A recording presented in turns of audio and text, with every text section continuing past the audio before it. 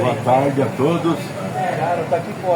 Vou ler uma escritura aqui, Isaías capítulo 43, verso 10 ao 11, ao 12.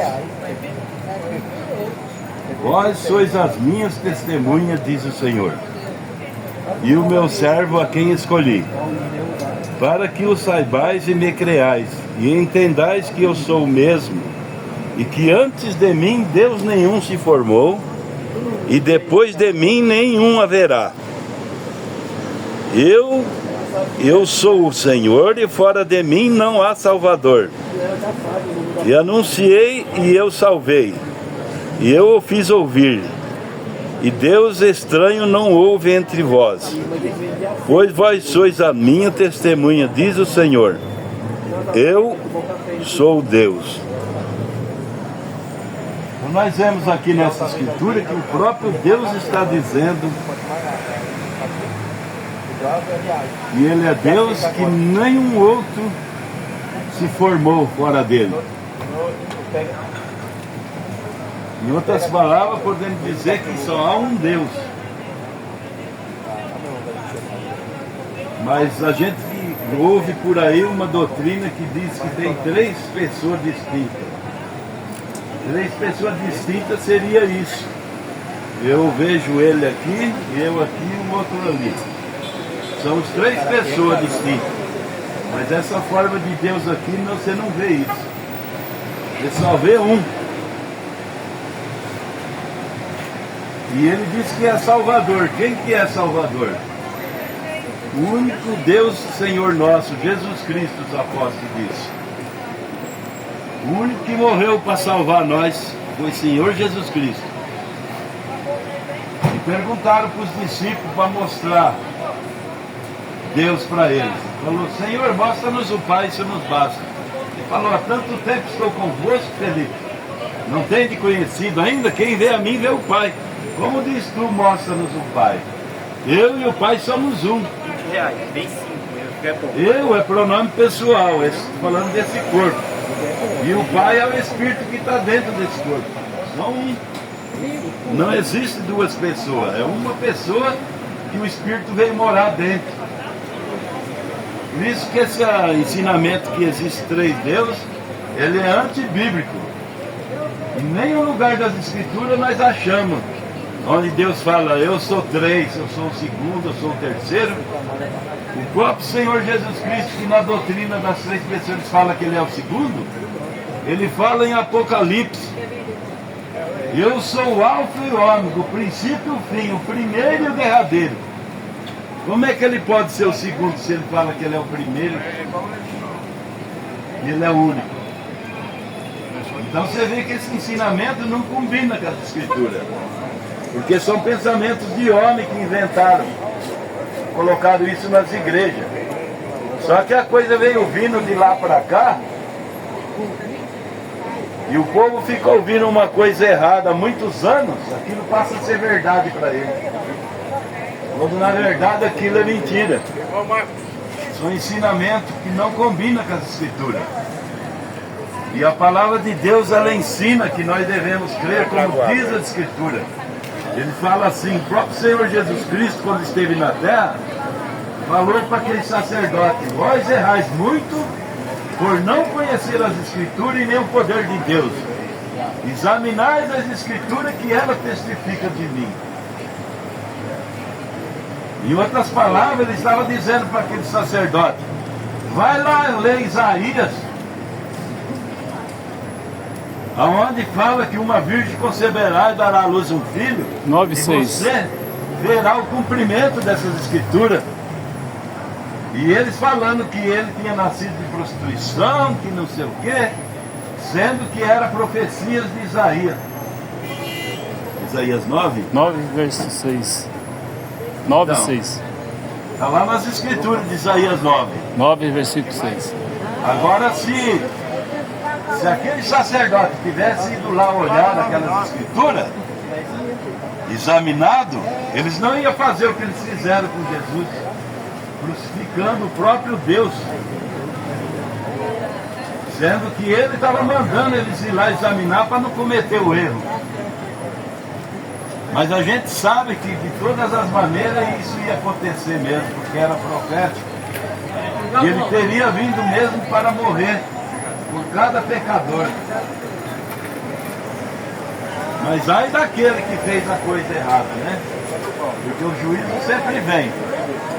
Mas tinha que acontecer dessa maneira. Mas mostrando aqui a unicidade de Deus, ele mesmo fala, nenhum se formou e depois de mim nenhum haverá. Então não tem como você falar que tem dois, que tem três. Porque a Bíblia é bem clara, nenhum se formou e nem haverá. Então quando a gente cita algumas escrituras, parece estranho aqui para as pessoas, porque eles estão acostumados a ouvir essas coisas há muitos anos. Mas se você correr para as escrituras, você vai ver várias escrituras comprovando que ele é o mesmo. Jesus falou assim, eu sou o mesmo ontem, hoje e eternamente. Sou Deus e não mudo. O homem mudou. O homem muda a maneira de ensinar.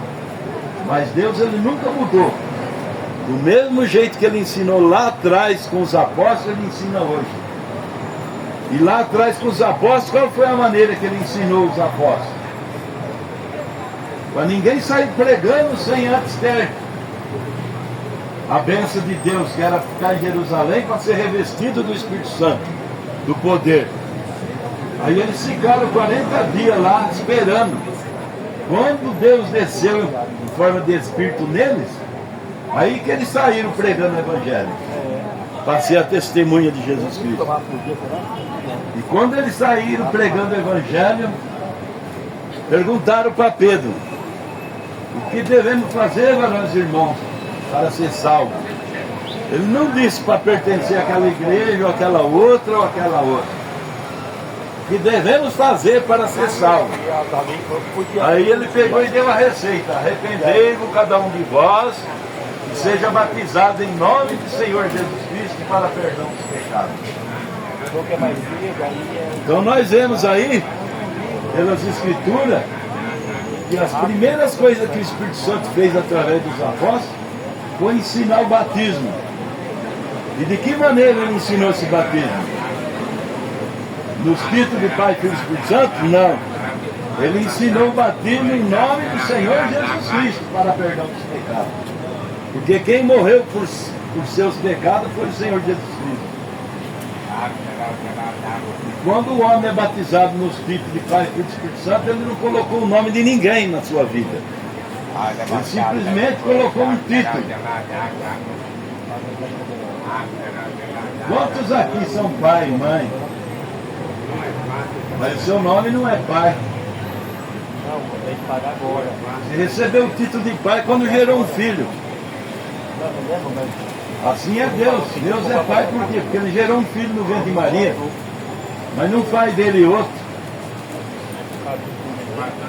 Eu sou pai também porque gerei um filho, mas meu nome é Carlos. Não é pai. Antes de eu ser pai, eu era filho do meu pai. E eu não sou outro, eu sou o mesmo. Está vendo que eu sou um só, eu sou pai, eu sou filho, eu tenho espírito, e só sou um homem. Assim é Deus, ele é um só. É que ele era Deus Espírito e não tinha carne nem sangue. Ele gerou um corpo no ventre de Maria, desceu e entrou ali para morar. Por isso que a Bíblia fala que Deus comprou a igreja com seu próprio sangue. Então quem morreu? Deus. Mas para ele morrer, ele precisou se fazer carne.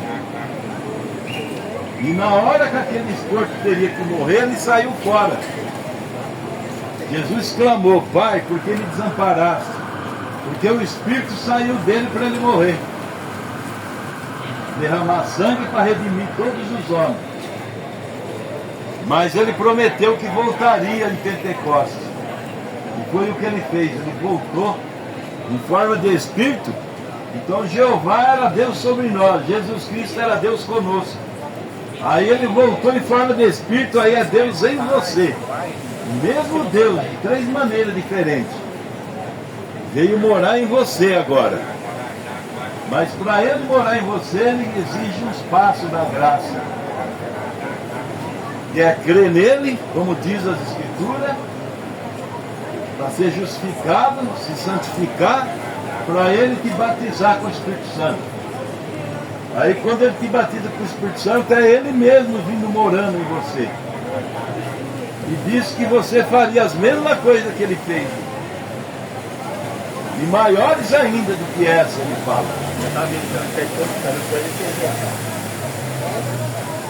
Aí você diz, qual é a maior coisa que um homem faz? Abrir os olhos do cego? Não. Curar um aleijado? Não. O maior milagre que Deus pode fazer com um homem é pegar um homem pecador, com a vida toda destroçada, viciado, e Deus pegar aquele corpo e justificar ele, santificar e ir morar dentro daquele homem. Isso é a maior coisa que Deus pode fazer com uma vida. Aí aquele homem troca de natureza. Aquela natureza pecaminosa, ele passa a ser o cidadão do reino celestial. Só que para isso acontecer, o homem precisa render a sua vida para Deus.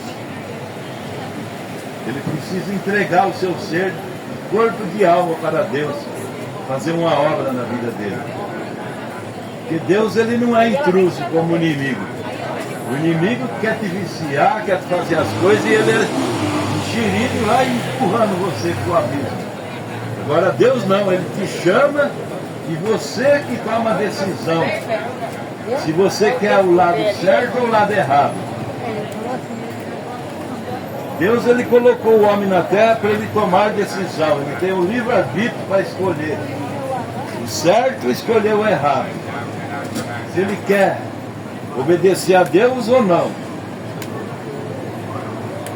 Então o livre-arbítrio, ele é para isso.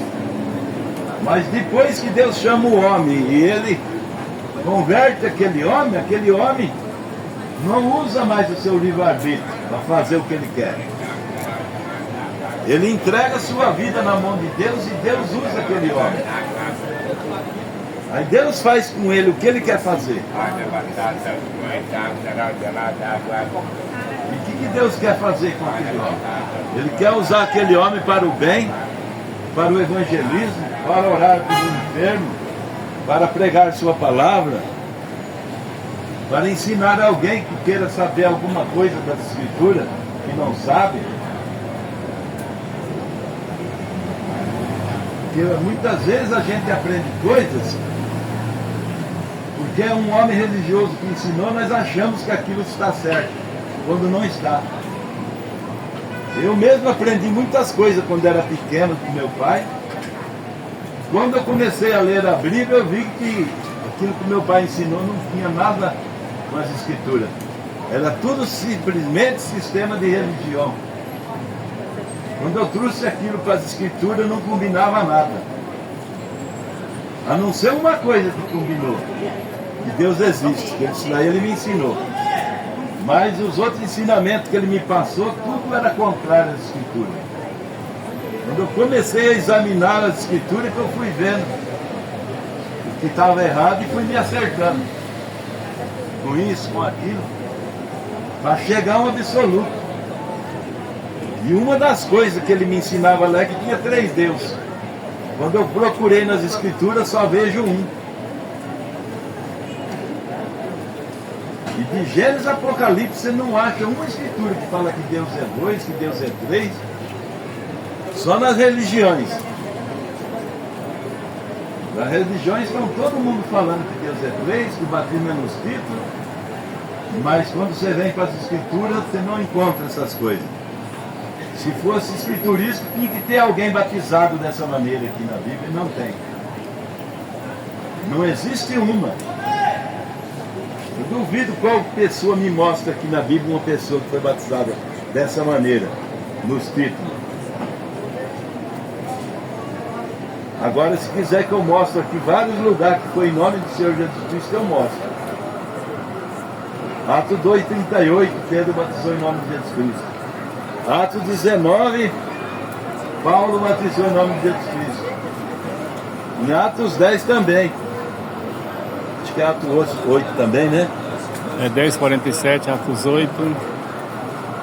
Romanos 6. Então todos os atos batismais na Bíblia, eles foram em nome do Senhor Jesus Cristo.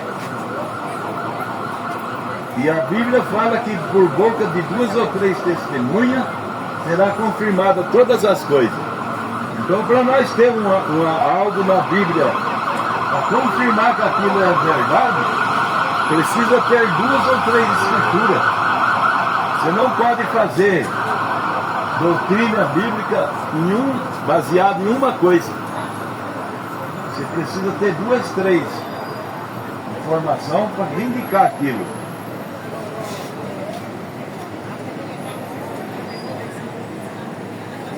Então nós vamos...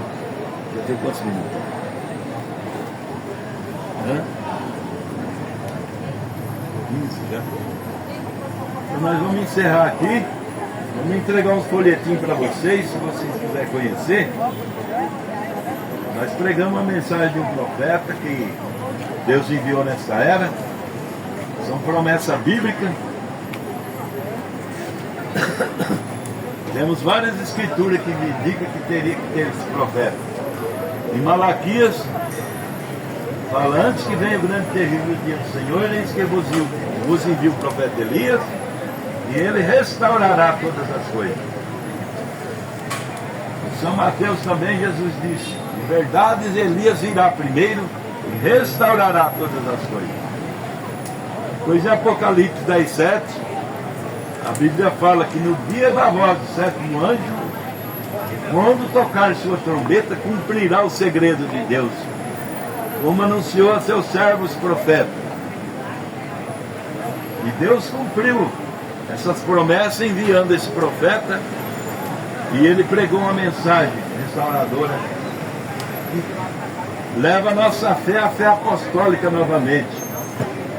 Porque durante as eras as igrejas se distanciaram da doutrina apostólica. Estão bem distantes da verdade. E Deus, sabendo dessas coisas, Ele usou de graça para conosco, enviando esse profeta, para nos posicionar nas Escrituras novamente. Eu encerro por aqui. Nós vamos entregar uns folhetinhos para vocês. Aquele que querer, a gente vai distribuir. Tá bom? E se alguém quiser conhecer mais, tem os dados no telefone nosso, no cartãozinho. Dá para vocês acessar o site. Agradeço em nome de Jesus Cristo.